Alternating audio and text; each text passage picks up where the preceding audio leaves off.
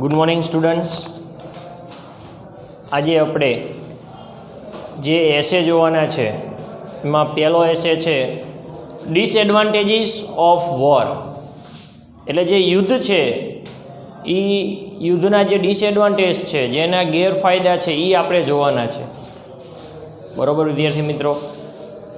તો ઘણીવાર આપણે એવું થતું હોય છે કે સાહેબ અત્યારે યુદ્ધ વિશે શું કામ ભણાવે છે, યુદ્ધનું શું કામ મહત્ત્વ છે?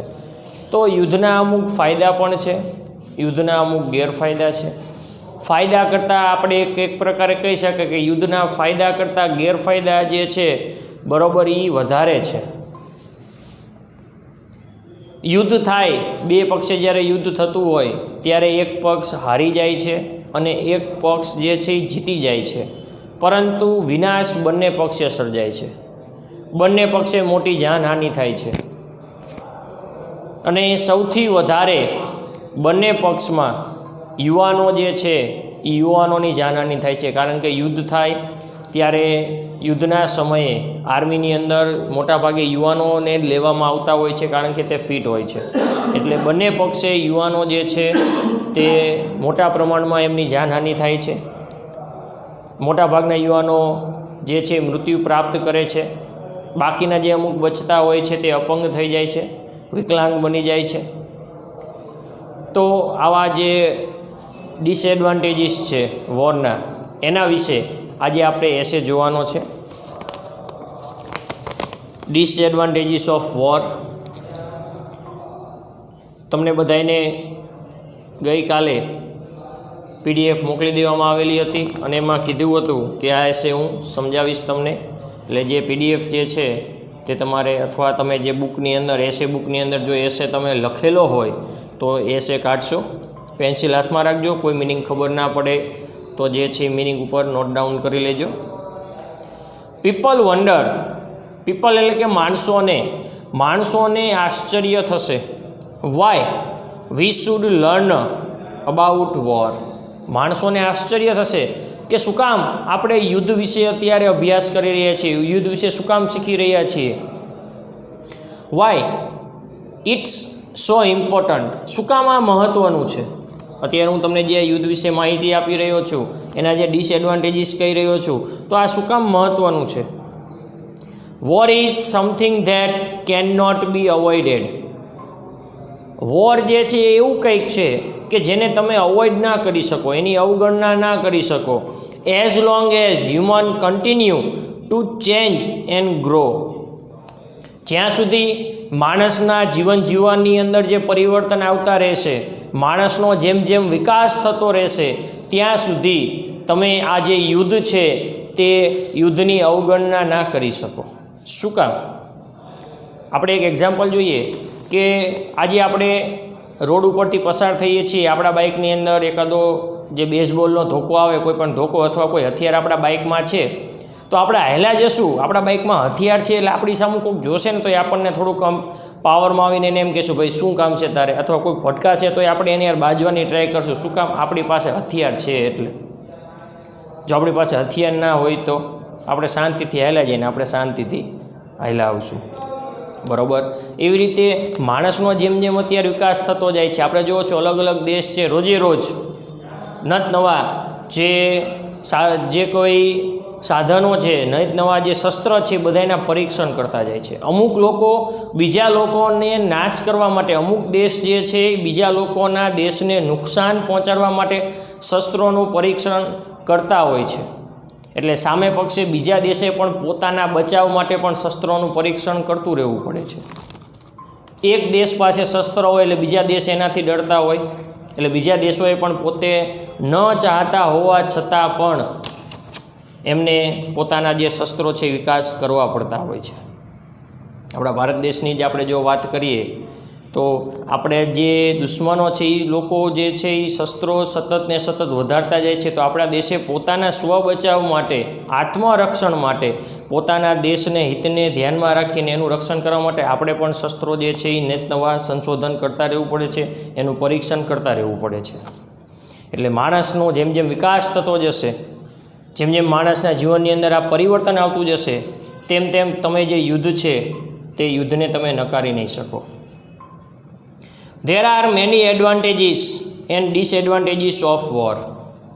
યુદ્ધના ઘણા બધા ફાયદા પણ છે અને યુદ્ધના ઘણા બધા ગેરફાયદા પણ છે.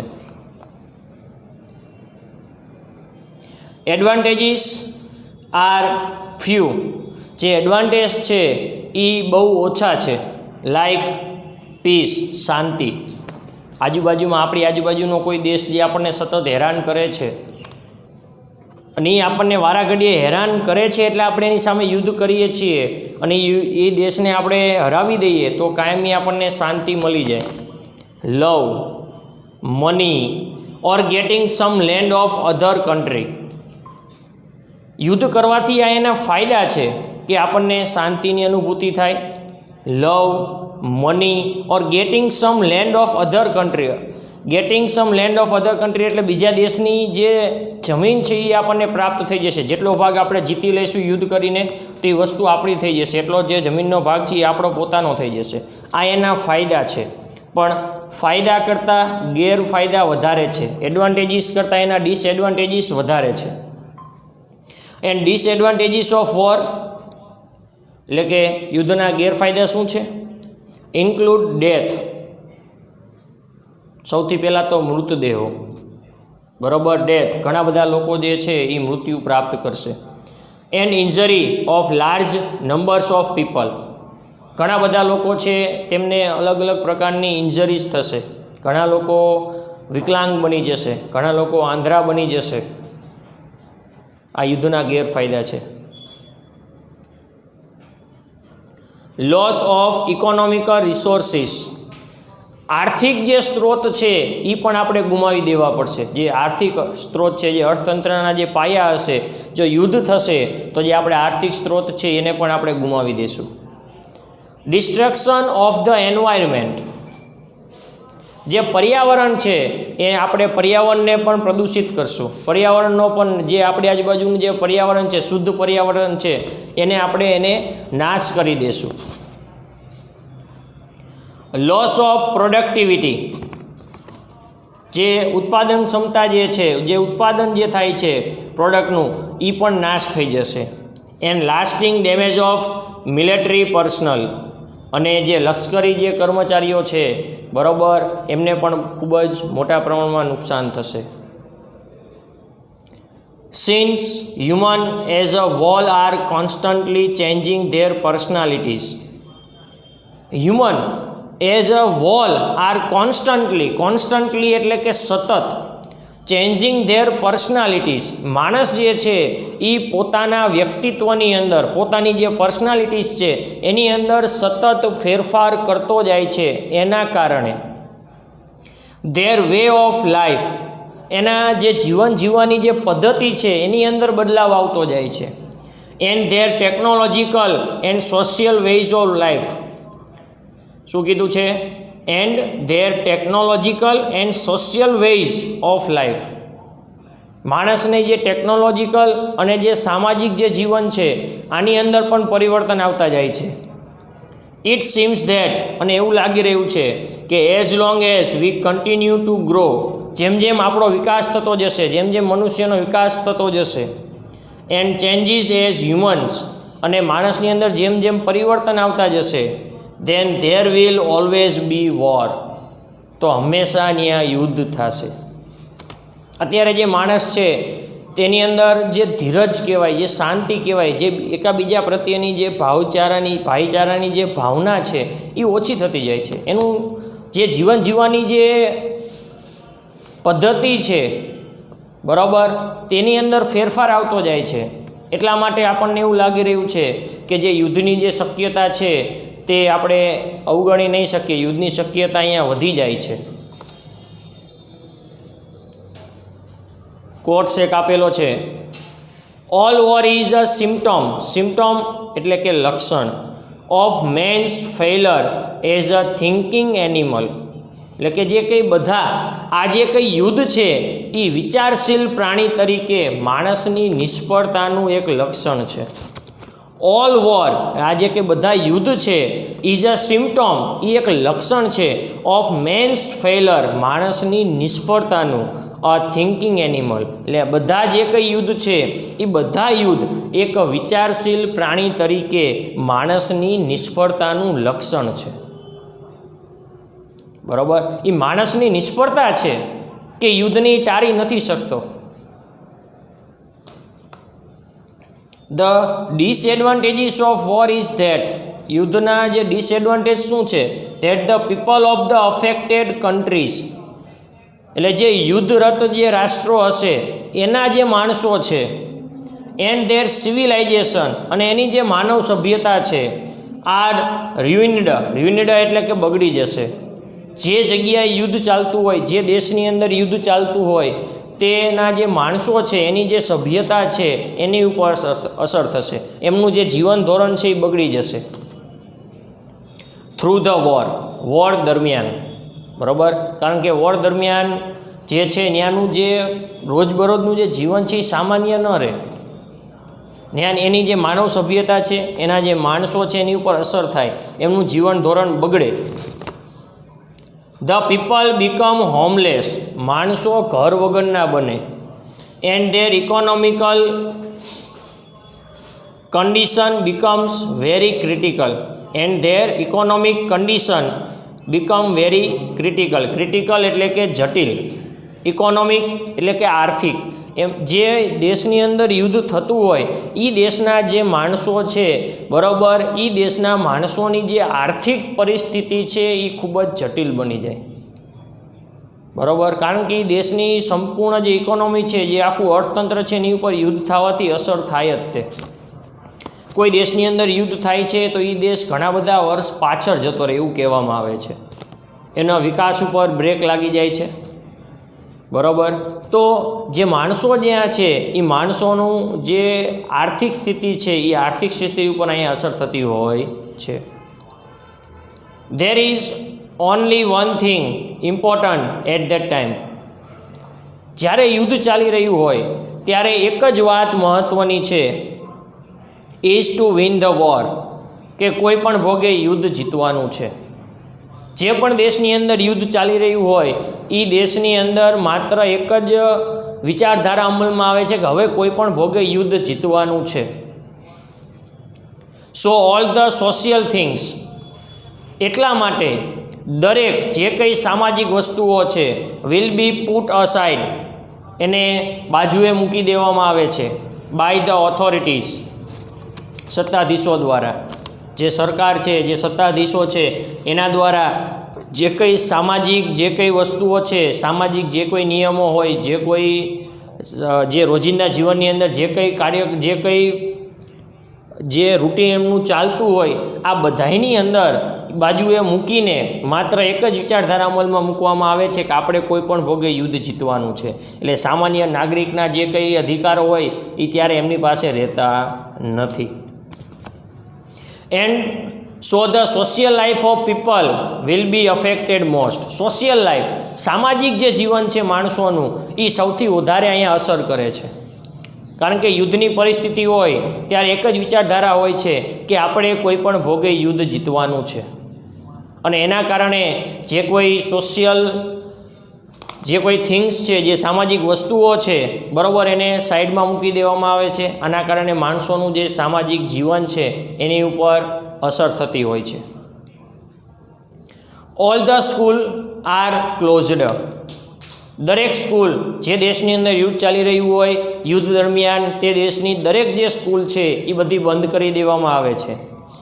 ઇન ધેટ ઇમરજન્સી સિચ્યુએશન, બરાબર, આ જે ઇમરજન્સી સિચ્યુએશન કહેવામાં આવે, જ્યારે યુદ્ધ થતું હોય ત્યારે આખા દેશની અંદર ઇમરજન્સી લાગુ કરી દેવામાં આવે, અને આવી જે સિચ્યુએશન છે, બરાબર, એ સિચ્યુએશનની અંદર જે સ્કૂલો છે એ સ્કૂલોને બંધ કરી દેવામાં આવે. If the war is on there land, જો જે યુદ્ધ છે એ યુદ્ધ એમની ભૂમિ ઉપર લડાતું હોય, so the children will remain uneducated, તો જે છોકરાઓ છે, જે બાળકો છે તે શિક્ષણ મેળવ્યા વગરના રહે। જે દેશની અંદર યુદ્ધ ચાલતું હોય તો એ દેશની બધી સ્કૂલોને બંધ કરી દેવામાં આવતી હોય છે અને એના કારણે જે છોકરાઓ છે એ શિક્ષણ વગરના રહે। And there future will be in dark in that situation. અને આ પરિસ્થિતિની અંદર આ જે છોકરાઓ છે તે છોકરાઓનું જે ભવિષ્ય છે એ અંધકારમય બની જાય છે। There is somewhat like emergency, somewhat એટલે થોડે ઘણે અંશે, લાઇક ઇમરજન્સી ડિક્લેર્ડ, થોડા ઘણા અંશે જે દેશની અંદરથી ઇમરજન્સી ડિક્લેર કરી દેવામાં આવે છે। And so all the social rights, તેથી માણસોના જે કંઈ અધિકારો છે of people of that country, જે દેશની અંદર યુદ્ધ થતું હોય એ દેશની અંદર ત્યારે ઇમરજન્સી ડિક્લેર થઈ જાય અને એના કારણે તે દેશના નાગરિકોના જે કંઈ અધિકારો છે વિલ બી ડિમોલિશ્ડ, બરાબર, એનો શું કરી દેવામાં આવે છે? અંત કરી દેવામાં આવે છે। બધા અધિકારો એમની પાસેથી છીનવી લેવામાં આવે છે બાય ધ ગવર્મેન્ટ, સરકાર દ્વારા। People can not express their ideas freely, આવા સમય દરમિયાન માણસો જે છે એ માણસો મુક્તપણે પોતાના જે વિચારો છે એને વ્યક્ત કરી શકતા નથી। As there is no freedom of speech, ત્યારે બોલવાની કોઈ પણ પરમિશન હોતી નથી, સ્વતંત્રતા હોતી નથી, કારણ કે ઇમરજન્સી લાગુ કરી દેવામાં આવે તો જે કંઈ અધિકારો છે માણસોના, સામાન્ય નાગરિકોના, એ બધા અધિકારો છીનવી લેવામાં આવે છે। એમને બોલવાની ત્યારે સ્વતંત્રતા હોતી નથી, પોતાના મન મુજબ ત્યારે એ કોઈ પણ ભાષણ કે કોઈ પણ સ્પીચ આપી નથી શકતા। ઓર નો ફ્રીડમ ઓફ પ્રેસ, અને ત્યારે જે પ્રેસ છે, બરાબર, તેમને પણ કોઈ પણ જાતની સ્વતંત્રતા હોતી નથી। The main disadvantages is trauma, trauma એટલે કે ઈજા। યુદ્ધની અંદર સૌથી મોટામાં મોટો જે ડિસએડવાન્ટેજ છે ઈજા। જે સૈનિકો પોતાના દેશ વતી બહાદુરીપૂર્વક લડી રહ્યા હોય છે, બરાબર, એમાં મેં પહેલાં જ કહ્યું એમાં મોટાભાગના જે સૈનિકો છે મૃત્યુ પામે છે, બાકીના જે સૈનિકો છે ઈજાગ્રસ્ત થાય છે, અમુક ગંભીર રીતે ઈજાગ્રસ્ત થાય છે, એમાંથી વિકલાંગ અમુક લોકો બનતા હોય છે, અમુક લોકો અંધ બની જાય છે। તો આવી જે બધી ઈજા છે એ સૌથી મોટો ડિસએડવાન્ટેજ છે। There are many kinds of trauma, ઘણી બધી પ્રકારની ઈજાઓ છે। ધેટ કેન સ્કેર યુ, કે જે તમને ડરાવી દે છે, in a physical or mental way. અમુક ઈજાઓ તમને શારીરિક થતી હોય છે અને અમુક ઈજાઓ તમને એવી પણ થાય કે એની અંદર માનસિક આઘાત પણ લાગે। That will never make you the same as you were before, અને એના કારણે તમે જે યુદ્ધ પહેલાં જે તમે જેવી રીતે સામાન્ય જીવન જીવી શકતા હતા એવા પહેલાં જેવા હવે તમે રહેતા નથી। ફિઝિકલી તમે કોઈ પણ રીતે બીમાર પડો અથવા તો ફિઝિકલી કોઈ તમને ઈજા થતી હોય છે અને મેન્ટલી પણ અહીંયા આઘાત લાગતો હોય છે, એટલે પહેલાં જેવું જીવન યુદ્ધ પછી તમે જીવી શકતા નથી અથવા પહેલાં જેવું જીવન જીવવામાં લાંબો સમય નીકળી જાય છે। But both sides however have devastating એટલે કે વિનાશક, કોન્સિક્વન્સીસ એટલે કે પરિણામ, ધેટ ફોલો વોર। યુદ્ધ થાય ત્યારે કોઈ એક સાઈડ જીતી જાય છે, એક સાઈડ હારી જાય છે, પણ બંને સાઈડ, એક સાઈડ ભલે જીતી જાય, બીજી સાઈડ ભલે હારી જાય, પણ બંને સાઈડ વિનાશક પરિણામ આવતા જ હોય છે। બંને સાઈડ ખૂબ જ મોટા પ્રમાણમાં વિનાશ થયો જ હોય છે। ડેપ્ટ એટલે કે દેવું, and poverty some of the most major effects that follow war. યુદ્ધના કારણે જે દેશની અંદર યુદ્ધ થયું હોય ત્યાં મોટા પ્રમાણમાં મૃત્યુ દર જોવા મળે છે, કારણ કે મૃત્યુનું પ્રમાણ વધારે થઈ જાય ત્યારે દેવું વધી જાય, એન્ડ પોવર્ટી અને ગરીબાઈ ત્યાં વધી જાય છે। Some of the most major effects that follow war, આ બધા મુખ્ય અસરો છે જે યુદ્ધના કારણે થયું છે। બીજો એક કોટ્સ છે કે only the dead have seen the end of war. યુદ્ધના અંતે તમને જે બેટલફિલ્ડ છે ત્યાં તમને માત્ર મૃત્યુદેહ જ દેખાતા હશે। Only the dead have seen the end of war, ભલે તમે તમારી સાઈડ જીતી ગઈ હોય કે તમારી સાઈડ હારી ગઈ હોય એનાથી કંઈ ફેર નથી પડતો, પણ જ્યારે યુદ્ધ પૂરું થાય છે ત્યારે જે બેટલફિલ્ડ છે, જે યુદ્ધના મેદાનો છે, ત્યાં તમને ઘણી બધા મૃતદેહ જોવા મળશે। The rewards of the war can be great, જે યુદ્ધનું જે પારિતોષિક છે, યુદ્ધનું જે ઇનામ છે એ મહાન હોઈ શકે છે। The rewards of the war can be great, યુદ્ધનું જે ઇનામ છે, જે પારિતોષિક છે એ મહાન હોઈ શકે છે, but the loss is too great, પરંતુ જે નુકસાન છે ને નુકસાન એની કરતાં પણ વધારે મોટું છે. યુદ્ધનું જે ઇનામ છે, જે પારિતોષિક છે મોટું હશે, પણ યુદ્ધનું ઇનામ કરતાં એનું જે નુકસાન છે તે નુકસાન વધારે મોટું હશે. War should be avoided in any way possible. તો વિદ્યાર્થી મિત્રો, જ્યાં સુધી યુદ્ધ જે છે એને ટાળી શકાતું હોય, બરાબર, ત્યાં સુધી એની અવગણના કરવી જોઈએ અને બને ત્યાં સુધી ક્યારેય એવી સ્થિતિનું નિર્માણ ન થવું જોઈએ કે કોઈ દેશ વચ્ચે યુદ્ધ થાય. તો તમારો આ જે પહેલો એસે હતો એ પહેલો એસે આપણે અહીંયા પૂરો કરીએ છીએ. હવે બીજો એસે આપણે જોઈએ.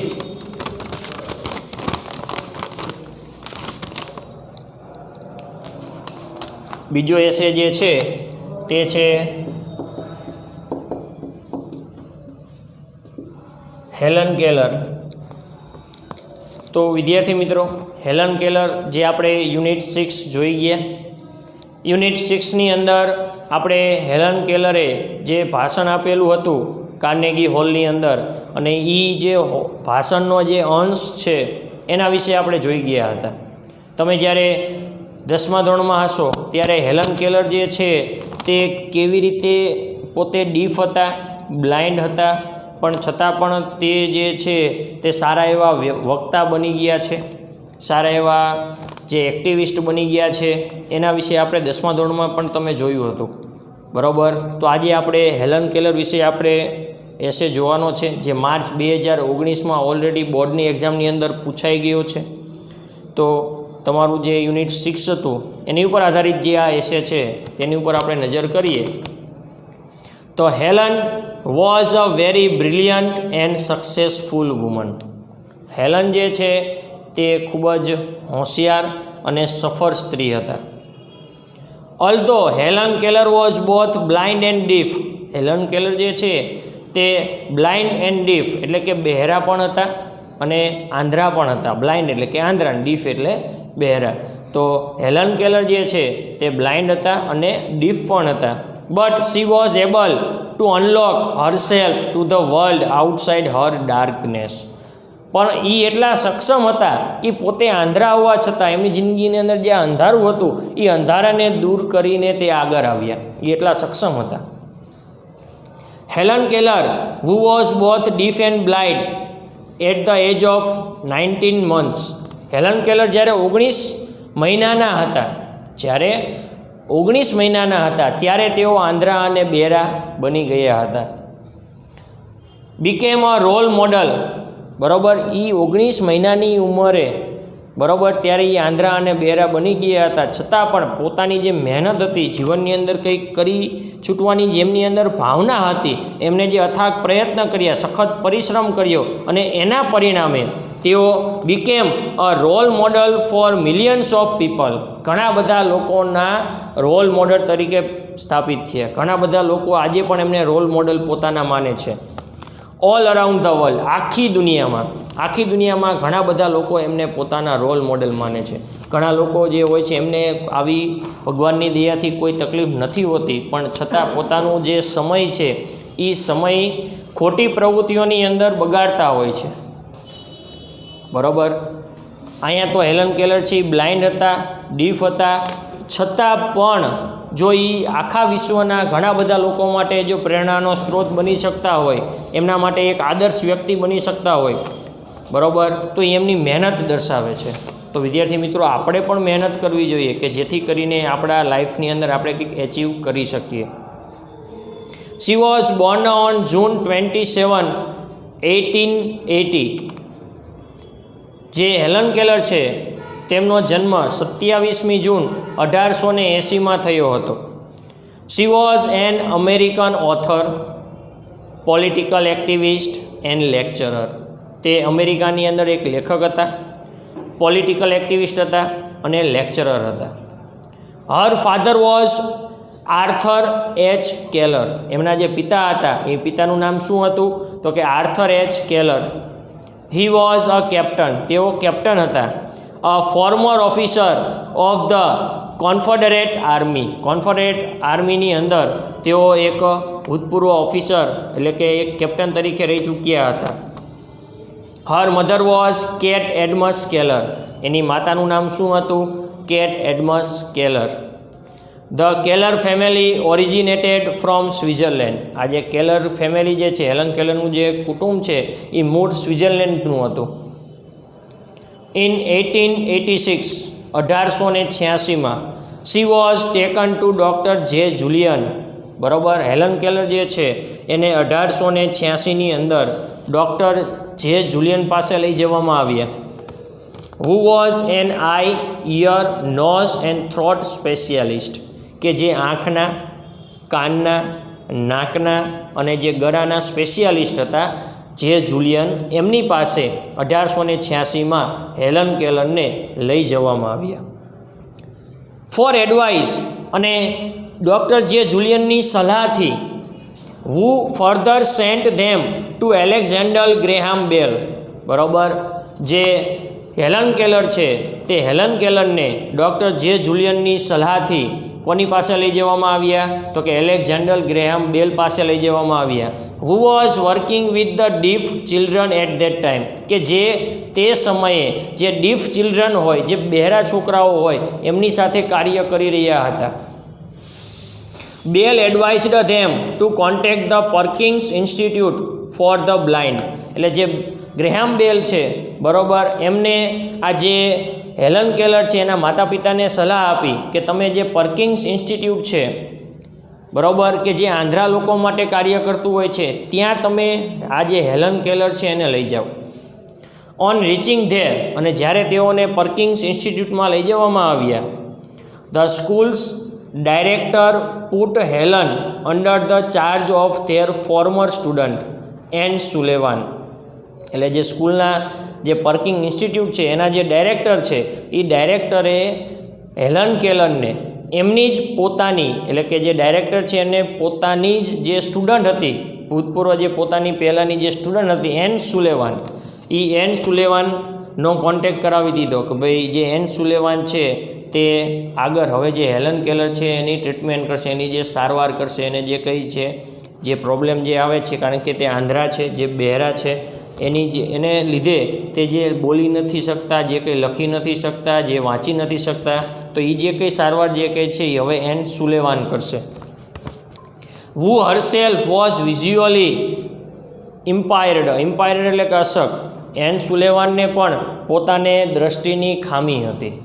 બરાબર, તો જે આપણે ધોરણ 10ની અંદર જે એન સુલેવાન છે એ નામ આપણા માટે નવું નથી વિદ્યાર્થી મિત્રો. 10મા ધોરણની અંદર જે હેલન કેલરનું જે રીડ આવતું હતું એની અંદર હેલન કેલરે પોતાના જે આ શિક્ષક છે એન સુલેવાન એના વિશે જે રીડની અંદર આપણને માહિતી આપેલી જ હતી. હેલન કેલરે ત્યારે પણ એમાં એવું લખેલું હતું કે એમના જીવનની અંદર જો આ જે અંધારામાંથી તેઓ બહાર આવ્યા હોય, આ જે રંગબેરંગી દુનિયા સાથે જો કનેક્ટ થયા હોય, તો એનું કારણ જે એમના શિક્ષક એન સુલેવાન હતા એ જ છે.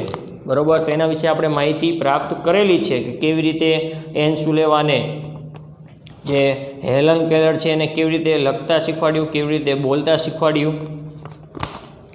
તો અહીંયા એક કોટ્સ આપેલો છે કે the only things worse than being blind.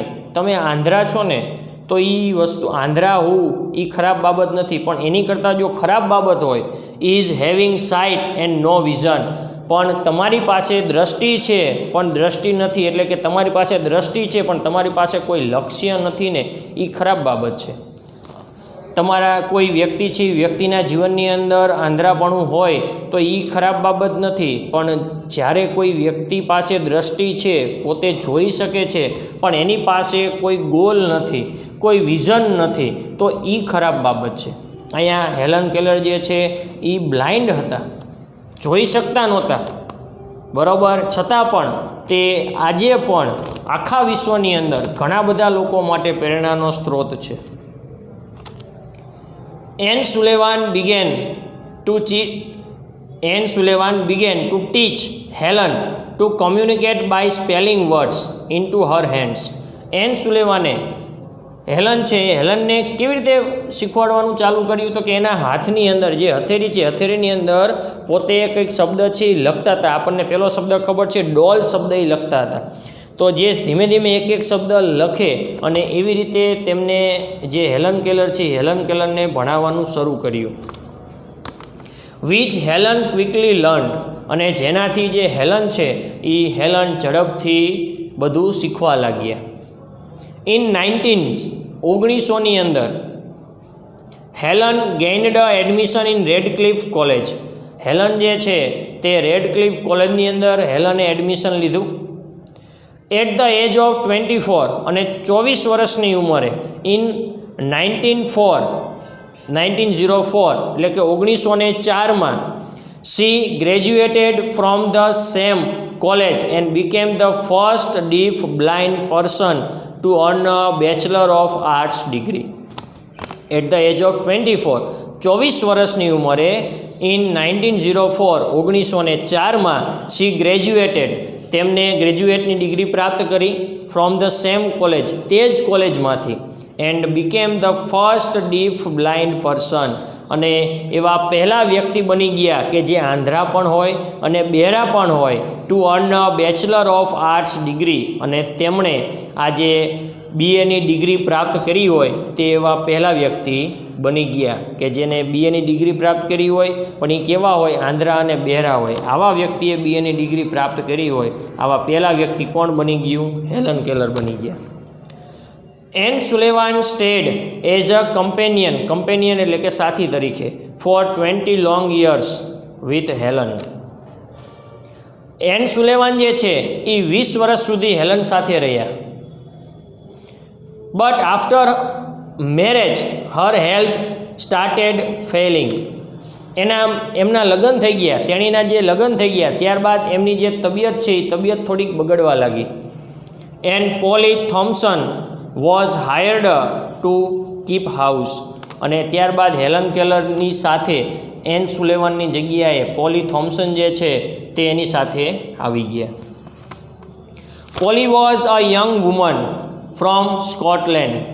Poly જે છે એ સ્કોટલેન્ડની એક યુવાન સ્ત્રી હતી.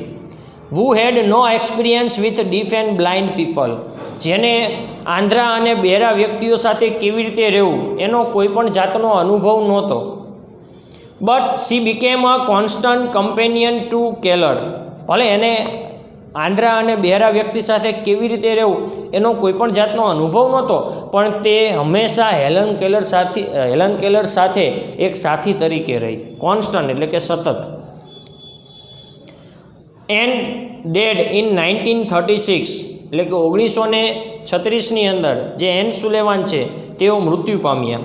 And Helen moved to Connecticut with Polly, અને ત્યારબાદ પોલી સાથે જે હેલન કેલર છે તે કનેક્ટિકટ આવી ગયા.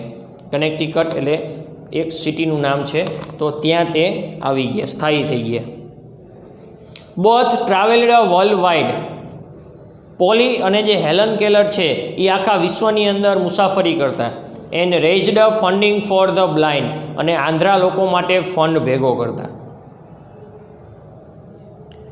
Poly suffered a stroke and died in 1906. Polly જે છે એ પોલીનું મૃત્યુ 1906ની અંદર થઈ ગયું. આફ્ટર હર ડેથ, અને પોલીના મૃત્યુ બાદ વિની કોર્બેલી રિમેન્ડ કેલર્સ કમ્પેનિયન. પોલીનું મૃત્યુ થઈ ગયું, ત્યારબાદ વિની કોર્બેલી જે સ્ત્રી છે તેને હેલન કેલરના સાથી તરીકે નિમણૂક કરવામાં આવી. For the rest of her life.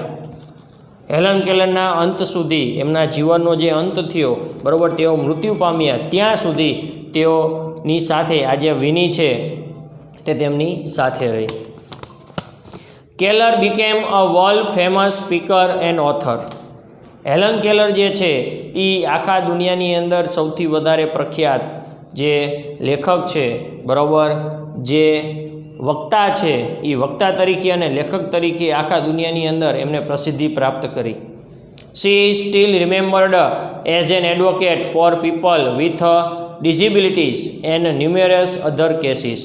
આજે પણ જે હેલન કેલર છે એ હેલન કેલરને જે અપંગ લોકો છે, જે વિકલાંગ લોકો છે, એમના વકીલ તરીકે અને બીજા બધા કેસના વકીલ તરીકે એમને યાદ કરવામાં આવે છે. સી ઇન 1915 1915ની અંદર સી ફાઉન્ડેડ ધ HKL એટલે એમને HKLની સ્થાપના કરી. HKL એટલે શું? તો કે હેલન કેલર ઇન્સ્ટિટ્યુશન ઓર્ગેનાઇઝેશન. જે HKL સંસ્થા છે એની સ્થાપના કરી. શું નામ છે એનું? તો કે હેલન કેલર ઇન્સ્ટિટ્યુશન ઓર્ગેનાઇઝેશન. તો આ સંસ્થા શું કરે છે? વિચ ઇઝ ડિવોટેડ એટલે કે સમર્પિત છે ટુ રિસર્ચ એટલે કે એવા સંશોધનને, ઇન વિઝન એટલે કે દ્રષ્ટિ, હેલ્થ એટલે કે આરોગ્ય, એન્ડ ન્યુટ્રિશન એટલે કે પોષણ. બરાબર. તો આ HKL જે સંસ્થા છે એ સંસ્થા જે દ્રષ્ટિ, આરોગ્ય અને પોષણ આની ઉપર જે સંશોધન થાય છે એને સમર્પિત આ સંસ્થા છે. હેલન ટ્રાવેલ્ડ ટુ મોર દેન 39 કન્ટ્રીઝ. હેલન કેલર જે છે તેમને 39 કન્ટ્રી જે છે, 39 જે દેશ છે, બરાબર, એ દેશની અંદર મુસાફરી કરેલી છે. And became a favourite of Japanese અને તે જાપાનના લોકોના, ખાસ કરીને વધારે જાપાનની અંદર તેઓ પ્રખ્યાત બન્યા. બરાબર. જાપાનના લોકો જે છે એ વધારે હેલન કેલરને પસંદ કરવા લાગ્યા. ઇન 1920 1912માં સી જોઈન્ડ ધ IWW એટલે કે industrial workers of the world. 1912ની અંદર જે હેલન કેલર છે એ હેલન કેલરે ઇન્ડસ્ટ્રીયલ વર્કર્સ ઓફ ધ વર્લ્ડની જે સંસ્થા છે એ સંસ્થા સાથે તેઓ જોડાઈ ગયા. Helen wrote several pieces of writing. Helen કેલરે જે છે તેમને ઘણી બધી બુકો લખેલી છે. The earliest was the Frost King 1891 1891ની અંદર ફ્રોસ્ટ કિંગ નામની બુક લખેલી છે. સી પબ્લિશ્ડ હર ઓટોબાયોગ્રાફી. તેમણે પોતાની આત્મકથા પણ લખેલી છે. The story of my life. બરાબર. જે નામ શું છે એનું? Story of my life. ક્યારે લખેલી છે? 1903 એટલે કે 1903ની અંદર તેમને the story of my life નામની પોતાની જે આત્મકથા છે તે લખેલી છે. The world I live in 1980 1980ની અંદર તેમણે the world I live in any book લખેલી છે. Out of the dark. બરાબર. 1913 1913ની અંદર તેમને out of the dark book લખેલી છે. And my relation 1927. તો ઓન એન્ડ માય રિલિઝન જે બુક છે તે તેમણે 1927માં લખેલી છે. ઓન સપ્ટેમ્બર 14 એટલે કે 14મી સપ્ટેમ્બરે 1964 1964માં 1964ની 14મી સપ્ટેમ્બરે presidential Lyndon B Johnson awarded her the Presidential Medal of Freedom. બરાબર. જે લિયન્ડન બી જોન્સન જે રાષ્ટ્રપતિ છે એમના હસ્તે તેમને પ્રેસિડેન્ટલ મેડલ મળેલું છે. One of the highest civilian honours of the United States. કે જે યુનાઇટેડ સ્ટેટ્સનું જે સામાન્ય નાગરિકને મળતું સર્વોચ્ચ જે સન્માન છે તે હેલન કેલરને પ્રાપ્ત થયું છે. She devoted much of her later life to raising funds for the American Foundation for the Blind. Helen કેલરે પોતાનું જે પાછળનું જીવન છે એ મોટાભાગનું જીવન જે અમેરિકન ફાઉન્ડેશન છે જે આંધ્રા લોકો માટે ફંડ ભેગું કરે છે તો એ ફંડ ભેગું કરવામાં જ પોતાનો જે સમય છે એમને આપેલો છે. Helen left this world on June 1 1968 1959માં જૂન 1 1959ની અંદર હેલન કેલર જે છે તે આ દુનિયા છોડીને ચાલ્યા ગયા, એટલે એમનું મૃત્યુ થઈ ગયું. At her home in Connecticut એટલે કઈ જગ્યાએ? તો એમના ઘરે જ, તે જે કનેક્ટિકટની અંદર જેમનું ઘર છે ત્યાં જ તેમનું અવસાન થયું. Her life has always been a source of inspiration to men. એમનું જે જીવન છે તે એમનું જીવન હંમેશા બીજા લોકો માટે પ્રેરણાનો સ્ત્રોત બનીને રહેશે. અને હવે જે છેલ્લે એક કોટ્સ આપેલો છે, ઓપ્ટિમિઝમ એટલે કે આશાવાદ. ઇઝ અ ફેઇથ, આશાવાદ એક વિશ્વાસ છે. ધેટ લીડ્સ ટુ અચીવમેન્ટ, જે તમને સિદ્ધિ તરફ દોરી જાય છે. Optimism is the faith that leads two achievement, જે આશાવાદ છે એ એક વિશ્વાસ છે જે તમને સિદ્ધિ તરફ દોરી જાય છે. Nothing can be done without hope and confidence, આશા અને વિશ્વાસ વગર તમે કંઈ પણ કાર્ય કરી શકતા નથી. આશા અને વિશ્વાસ વગર તમે કંઈ પણ કાર્ય કરી શકતા નથી. તો આ સાથે તમારો જે એસે છે એ એસે આપણે અહીંયા પૂરો કરીએ છીએ.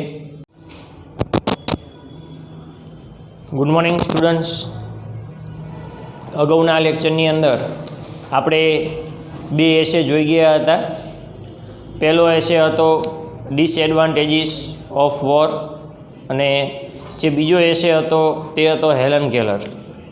હવે આજનો જે એસે છે તે છે હાર્ડવર્ક ઓલવેઝ વિન્સ. બરાબર, એટલે સખત પરિશ્રમ જે છે તે સખત પરિશ્રમનો જ હંમેશા વિજય થાય છે. તો વિદ્યાર્થી મિત્રો, આ જે એસે છે તે તમારે પોતાના જીવનની અંદર ઉતારવા જેવો એસે છે.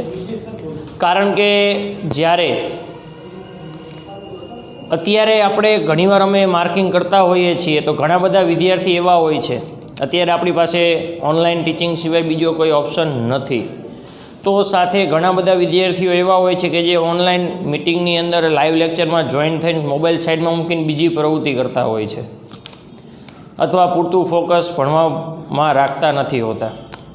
તો આવા બધા વિદ્યાર્થીઓને ખાસ સૂચના કે તેઓ ભણવામાં ખાસ ધ્યાન આપે, જેથી કરીને એમને કંઈક ડાઉટ હોય, કંઈક પ્રોબ્લેમ હોય તો એ પૂછી શકે, તો એનું સોલ્યુશન થઈ શકે. બરાબર, આપણો એસેની શરૂઆત કરીએ. Hard work always wins. પેલો કોટ્સ આપેલો છે કે અ dream doesn't become reality through magic. Dream, કોઈ સ્વપ્ન, તમે કોઈ સ્વપ્ન જુઓ તો તે ક્યારેય કોઈ મેજિકથી, કોઈ જાદુથી હકીકતમાં બદલી શકાતું નથી. ઘણા બધા લોકો જે હોય છે એમના સ્વપ્નાઓ હોય છે કે એને જીવનની અંદર કંઈક બનવું હોય છે.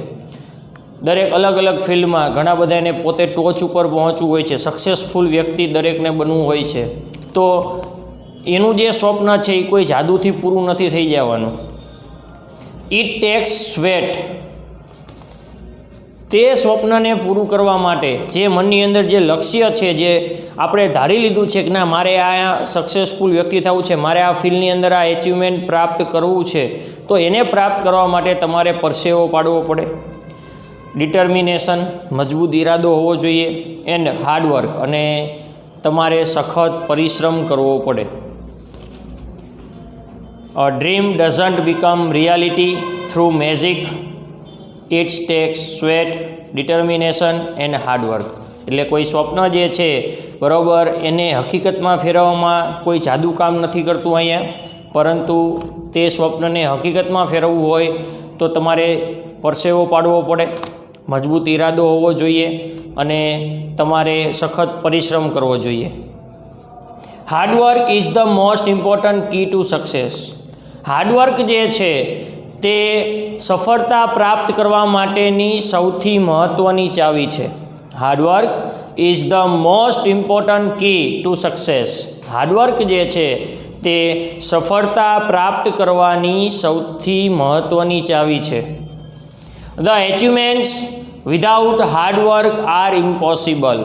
તમારે કંઈક એચિવ કરવું હોય, કંઈક પ્રાપ્ત કરવું છે, તો તે હાર્ડવર્ક વગર શક્ય નથી. An idle person can never gain anything. Idle person એટલે એક આળસુ વ્યક્તિ એના જીવનમાં કંઈ જ પ્રાપ્ત કરી શકતો નથી. If they sit and wait for the better opportunity. જો કોઈ વ્યક્તિ આળસુ હોય, એને જીવનની અંદર કંઈક પ્રાપ્ત કરવા માટે જો એ તકની રાહ જોવે, અને તકની રાહ જોતો જોતો જો બેઠો રહે, તો એને કંઈ પ્રાપ્ત થતું નથી. તક જે છે એ એમ જોઈએ કે ના કોઈ સારી તક મળશે ત્યારે આપણે કંઈક કાર્ય કરવું. સારી તક મળશે નહીં, પણ તમારી તકનું નિર્માણ કરવું પડશે. જો તમે મહેનત કરશો તો જીવનની અંદર આગળ વધી શકશો. ટુ કમ શું કીધું છે કે an idle person can never gain anything if they sit and wait for the better opportunity to come. જો કોઈ આળસુ વ્યક્તિ નવી તક એને મળવાની રાહ જોતો બેઠો રહેશે, કોઈ કાર્ય કરશે નહીં, તો એને જીવનની અંદર કંઈ જ પ્રાપ્ત થશે નહીં. The person who is working hard, જે વ્યક્તિ સખત પરિશ્રમ કરે છે, ઇઝ એબલ, તે સક્ષમ છે, ટુ ગેઇન ધ સક્સેસ, સફળતા પ્રાપ્ત કરવા માટે સક્ષમ છે. જે વ્યક્તિ હાર્ડવર્ક કરે છે એને સફળતા પ્રાપ્ત થશે જ. એન્ડ હેપીનેસ ઇન લાઈફ, અને એના જીવનની અંદર ખુશીઓ આવશે. જે વ્યક્તિ સખત મહેનત કરે છે એને સફળતા પ્રાપ્ત થશે અને એના જીવનની અંદર ખુશીઓ આવશે. Nothing is easy to be achieved in life without doing hard work. જીવનની અંદર તમે જો સખત પરિશ્રમ નહીં કરો તો એ સખત પરિશ્રમ કર્યા વગર તમને કોઈ પણ વસ્તુ મેળવવી સહેલી નહીં હોય. તમારે કોઈ પણ એચિવમેન્ટ પ્રાપ્ત કરવું હશે તો જીવનની અંદર સખત પરિશ્રમ કર્યા વગર તમને એ પ્રાપ્ત થશે નહીં.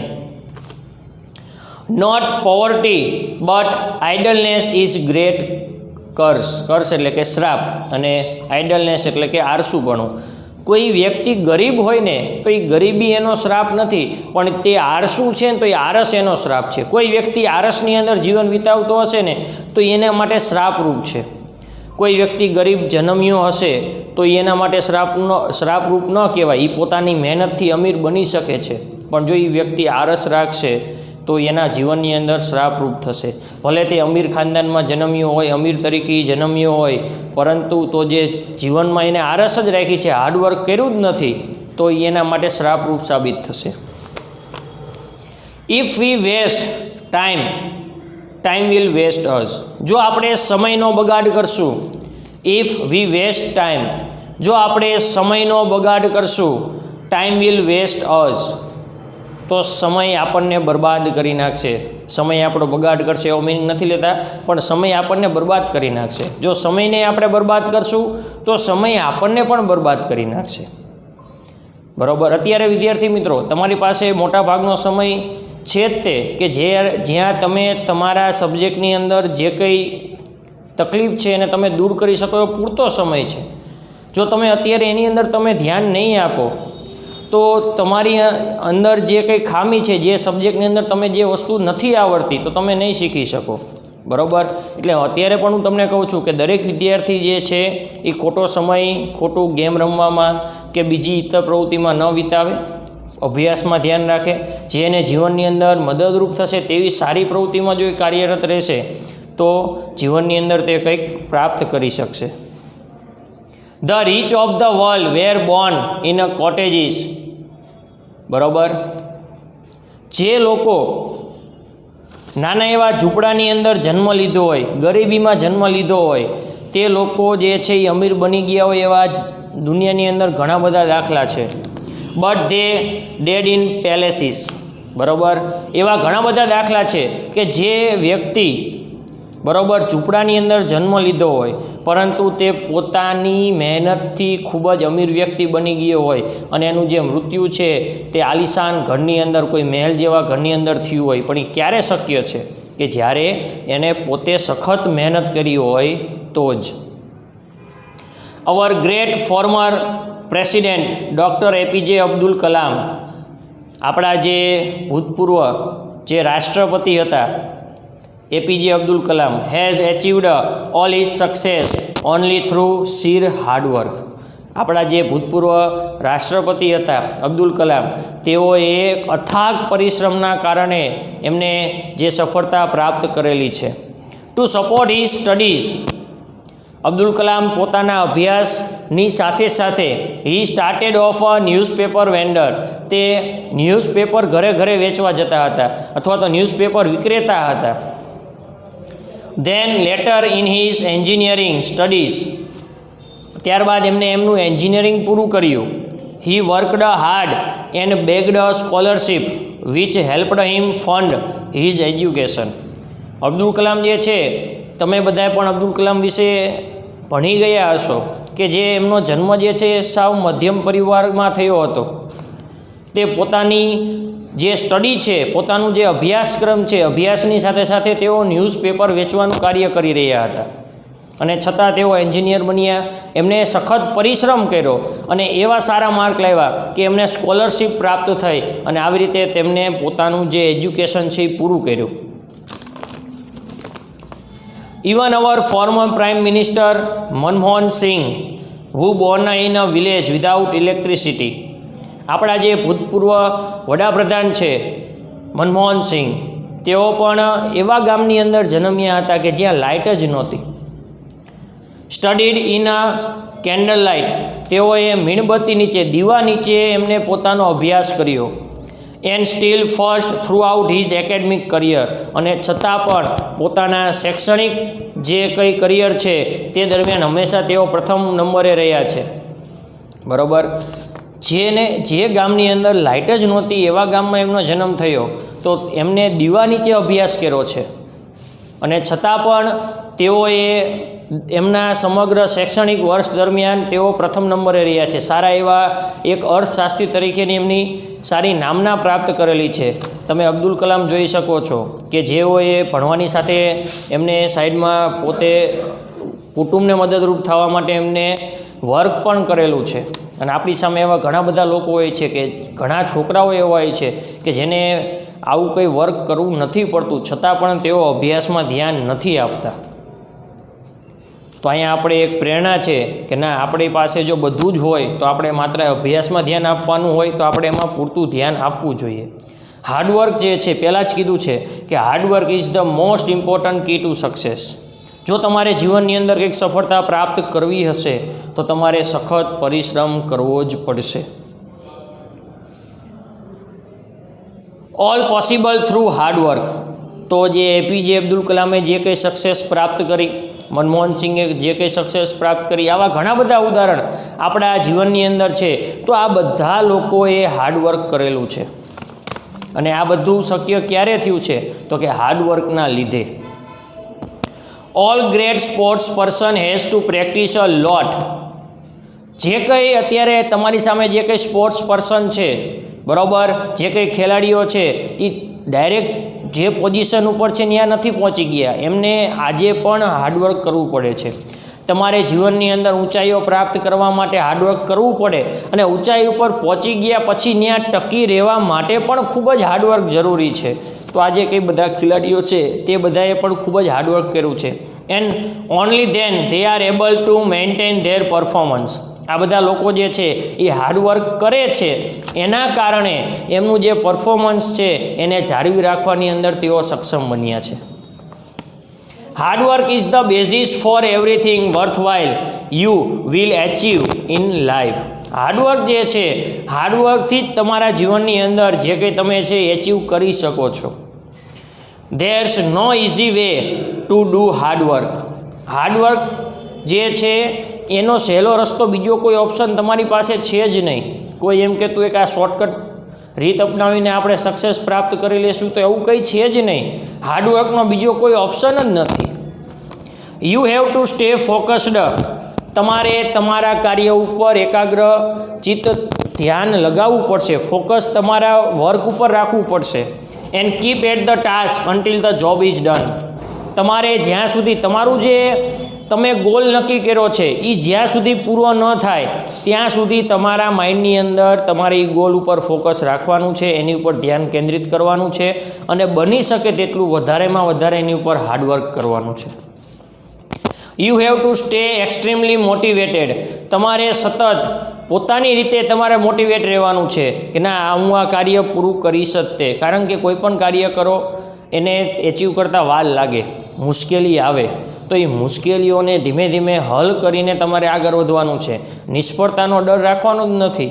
કારણ કે સફળ વ્યક્તિ જે છે, બરાબર, એને નિષ્ફળતા જીવનની અંદર એવું નથી કે એને કોઈ નિષ્ફળતા પ્રાપ્ત ન થઈ હોય, બરાબર, પણ એને એ જે નિષ્ફળતા છે એને જે જીવનની અંદર આવનારી જે કંઈ મુશ્કેલીઓ છે એને ધીમે ધીમે દૂર કરીને સફળ વ્યક્તિ બની ગઈ હોય. ડાયરેક્ટ કોઈ નથી બની જતું. એટલે ભૂલ થવાની કે કોઈ બાબતમાં નિષ્ફળ જશો તો આવી કોઈ ચિંતા રાખવાની જરૂર નથી. આ એક જીવનનો હિસ્સો છે જે આવવાનો જ છે, પણ આપણો જે ગોલ છે એ જ્યાં સુધી આપણે એચીવ ના કરી લઈએ ત્યાં સુધી આપણે હાર્ડવર્ક કરવાનું છે. Success never comes to one who sits idle. જે લોકો આળસુ રીતે એક બાજુ બેસી રહે છે એ લોકો પાસે ક્યારેય સફળતા આવતી જ નથી. જે હાર્ડવર્ક કરે છે એની પાસે જ સફળતા પ્રાપ્ત થાય છે, એને સફળતા મળે છે. આઇડલ રીતે એટલે કે આળસુ રીતે જો એ કોઈ એક બાજુ બેસી રહેશે, તક મળશે ત્યારે આ કામ કરશું એવી રાહે કોઈ બેસી રહેશે તો એને જીવનની અંદર કઈ જ વસ્તુ પ્રાપ્ત થતી નથી. બરાબર. Unfortunately today's modern youth wants everything very fast. બદનસીબે કહીએ તો આજનું જે આ જનરેશન છે, આજની જે યુવા પેઢી છે એમને દરેક વસ્તુ ફાસ્ટ જોઈએ છે. એ દુઃખની બાબત છે. આજની જે યુવા પેઢી છે એ ઘણા બધા તો એવું વિચારે છે કોઈ કાર્ય કરવાનું હશે વાંધો નહીં કાલથી કરશું, આજ એમની આળસ છે. કાલથી ને ખબર છે આ કાર્ય કરવાનું છે તો અત્યારથી શરૂઆત કરી દો. બરાબર. આજની જે યુવા પેઢી છે એને દરેક વસ્તુ ઝડપી જોઈએ છે. They want to shortcut method for everything. આજની જે યુવા પેઢી છે એ યુવા પેઢીને દરેક બાબત માટે શોર્ટકટ મેથડ જોઈએ છે. આપણે એવું કીધું હોય કે આટલો તમારો સિલેબસ છે એક્ઝામની અંદર પૂછાવાનો છે, એટલે પહેલો પ્રશ્ન એ કરશે સાહેબ આમાંથી આઈએમપી કેટલું. શું કામ? બધું પહેલાં વાંચી નાખો. તમારી ટેક્સ્ટબુક છે, ટેક્સ્ટબુકની અંદર આવેલું દરેક વસ્તુ જે છે એ તમારા જીવનની અંદર ક્યાંક ને ક્યાંક ઉપયોગી થશે. તો આઈએમપી માટે ન રહો, દરેક માટે શોર્ટકટ મેથડ ના હોય. બધું વાંચી લીધા બાદ તમારે એ વસ્તુ વ્યવસ્થિત રિવાઇઝ કરી દો, તમારા આઈએમપીની જરૂર ના પડે અને તમને દરેક વસ્તુ આવડતી હોય. Sometimes this shortcuts May work.